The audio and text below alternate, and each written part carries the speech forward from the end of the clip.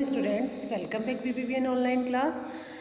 बच्चों, आज हम करेंगे आपका जो बुक में है आपका एक चैप्टर तो बाद में करवाएंगे, जिसमें आपके श्लोक है वो मैं करवा दूंगी। आज आपको करवाऊंगी मैं रचनात्मक कार्य, है ना।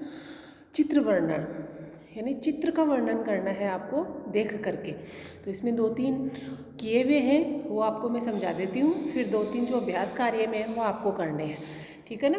यानी ये रचनात्मक कार्यम है चित्र वर्णनम, ठीक है। तो आपको मैं एग्ज़ाम में भी ऐसे दे सकती हूँ कि कोई चित्र का निर्माण कीजिए, या चित्र बनाया हुआ भी दिया जा सकता है। और उस चित्र में इस प्रकार आप निर्माण कीजिए कि उससे आप छोटे छोटे वाक्य बना सकें, ठीक है। तो ये देख लीजिए, रचनात्मक कार्यम चित्र वर्णनम। तो इसमें ज़रूरी बातें जो हैं वो आप ये ध्यान रखिए कि चित्र को देखकर उससे संबंधित छोटे छोटे ही वाक्य बनाने का प्रयास करें। ज़्यादा बड़े वाक्य नहीं बनाएंगे हम, अभी छोटे छोटे बनाएंगे, क्योंकि आप सभी अभी छोटे हो, जिससे गलती न हो। चित्र के साथ मंजूषा में कुछ शब्द दिए जाते हैं, उनसे वाक्य बनाएं। तो मैं भी जैसे आपको कुछ दूंगी तो कुछ शब्द दूंगी बनाने के लिए, और यहाँ भी आपको मंजूषा में अर्थात बक्से में, पेटिका में, या जो बॉक्सेस बनाया है उसमें, उसको बोलते हैं मंजूषा, उसमें कुछ शब्द दिए जाते हैं, उनसे आपको वाक्य बनाने हैं, ठीक है। मंजूषा में दिए गए शब्दों के अतिरिक्त भी शब्द वाक्य में जोड़े जा सकते हैं।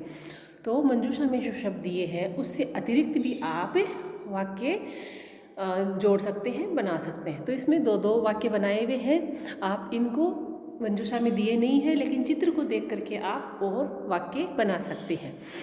तो चित्रम दृष्ट्वा संस्कृते 2 वाक्ये लिखते, यानी चित्र को देखकर संस्कृत में 2 वाक्य लिखिए। ये लिखा हुआ है, लेकिन आप 2 से अधिक भी बना सकते हैं, ठीक है।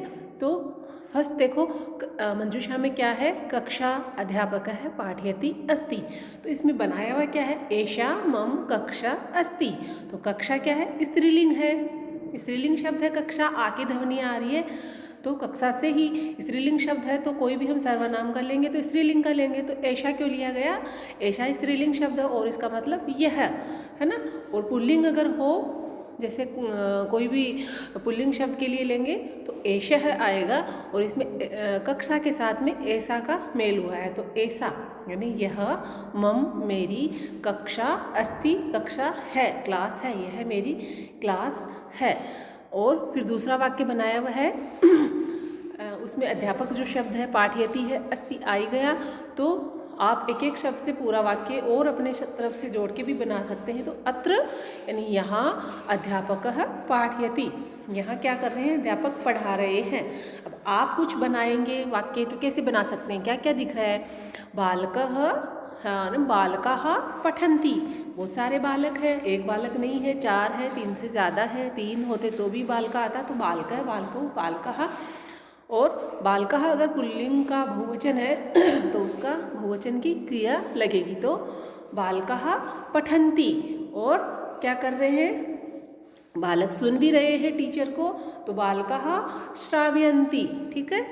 और बालकाः पश्यन्ति, वो देख भी रहे हैं सामने, तो आप कुछ भी बना सकते हैं। फिर बालकाः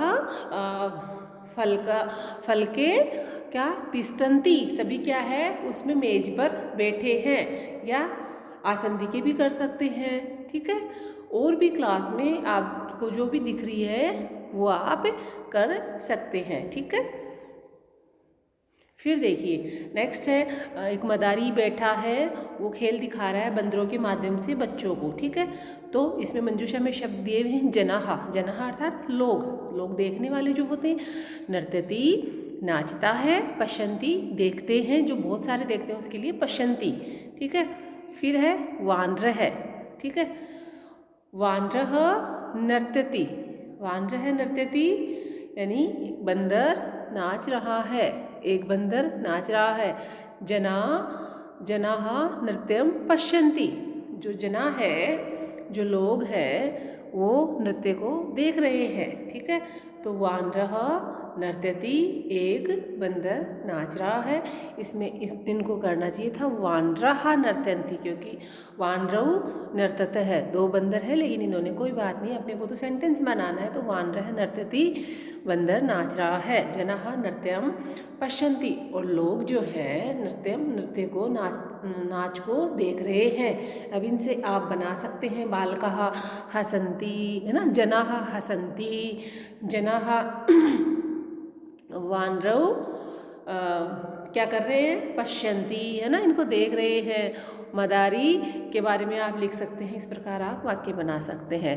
नेक्स्ट आपका चित्र है छात्राः पुस्तकालये पठन्ति अस्ति, एक लाइब्रेरी है, पुस्तकालय है, उसमें छात्र बैठे हुए हैं, पुस्तकों को पढ़ रहे हैं, तो आप उनसे सेंटेंस बना सकते हैं। तो एषः पुस्तकालय अस्ति, एषः यह पुस्तकालय, देखो वहाँ पुल्लिंग स्त्रीलिंग शब्द था तो एषा आया, कक्षा के साथ में यहाँ पुस्तकालय है, पुल्लिंग शब्द है, तो इसके साथ में सर्वनाम भी पुल्लिंग आएगा। तो एषः पुस्तकालय अस्ति, यह पुस्तकालय है।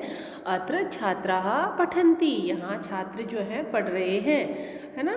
तो आप इनसे भी और वाक्य बना सकते हैं, और ये बनाए हुए हैं, ठीक है, ये मैंने आपको समझा दिया है। नेक्स्ट देखिए, क्रीड़ा क्षेत्र है, खेल का मैदान है, बगीचा है, कुछ भी समझ लीजिए, है ना। तो वहाँ बच्चे खेल रहे हैं, क्रीडन्ति खेलना, छात्राः छात्र, अस्ति, है ना, स्कूल में जो क्रीड़ा क्षेत्र होता है उस प्रकार है ये। तो एषः क्रीड़ा क्षेत्रम अस्ति, तो क्रीड़ा क्षेत्रम अगर शब्द है तो एषः नहीं कर सकते अपन, एतत् करेंगे।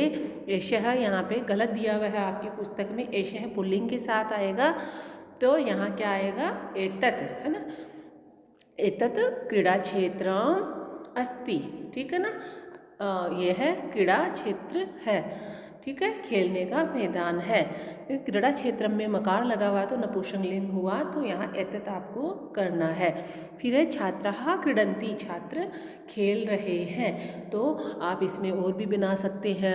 अत्र अनेकाः वृक्षाः सन्ति, अत्र अनेकाः पुष्पाणि सन्ति, है ना, कुछ भी आप इनसे खेल देख के बना सकते हैं, ठीक है। 3 मैंने आपको समझा दिया, आप अभ्यास कार्य में इसको करने की कोशिश कीजिए। अभ्यास कार्य में देखिए,